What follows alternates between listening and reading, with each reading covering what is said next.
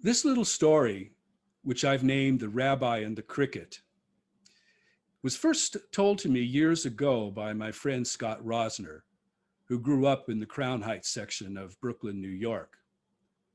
Yet since then, I've read other versions of it in several storytelling anthologies that got me thinking, about the old saying, which came first, the chicken or the egg?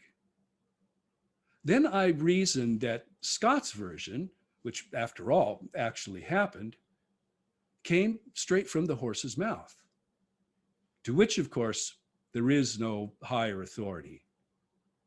So here, straight from the horse's mouth, once removed, is the rabbi and the cricket, as told to me all those years ago.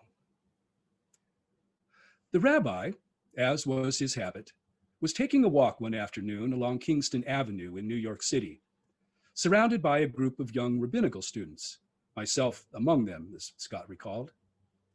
We were peppering the teacher as we walked with questions about the Talmud, as usual.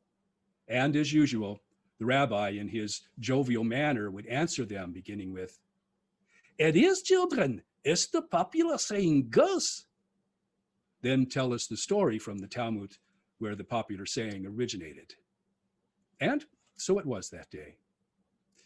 We looked forward to this free time walking with the rabbi, listening to his wisdom that, like his flowing white beard, seemed to ride on the wind, off to enlighten the entire city. In fact, I remember the exact passage he was citing that day. After his customary preamble, he stopped walking for a moment and raised his hand, finger pointing heavenward, and continued. "Just as the quality of a cucumber can be recognized when it is still a blossom." Then he took a few more steps and paused once more to complete the stanza. "A great person can be recognized from a young," when all of a sudden, before even completing the sentence, he stopped, his raised hand now signaling silence. "Did you hear that?" he asked, as he turned around and then back and around once more, trying to locate what? "We heard nothing, Rabbi." "Shush, shush, children," he interrupted. "Do you not hear?" Now, if any of you have been on Kingston Avenue, you know that it's no different than any other busy street in a big city. Traffic whizzing by, honking, car doors slamming, people getting in and out, walking on the sidewalk, talking. Even the birds contributed to the dissonant symphony up there on the power lines singing. So what was the rabbi hearing? What was it that grabbed his attention? "A cricket," he said finally. "Do you not hear the cricket singing, children?"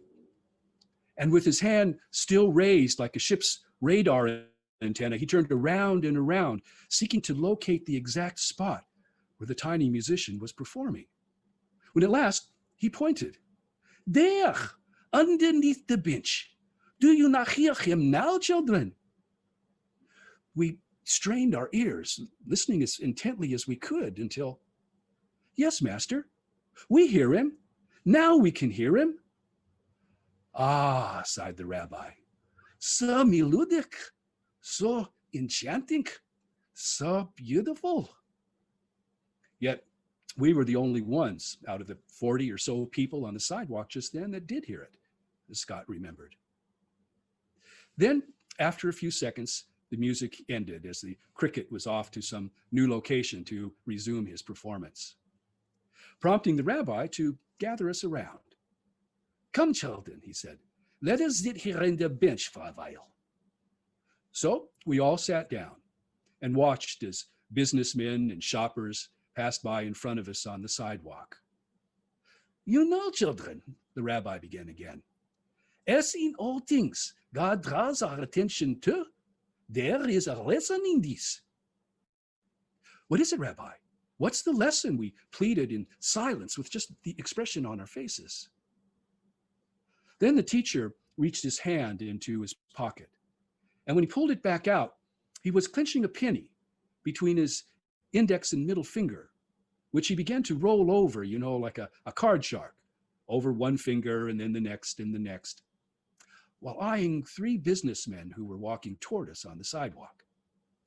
They had just exited a popular lunchtime diner on the corner, engrossed in conversation about a business deal that they had just closed.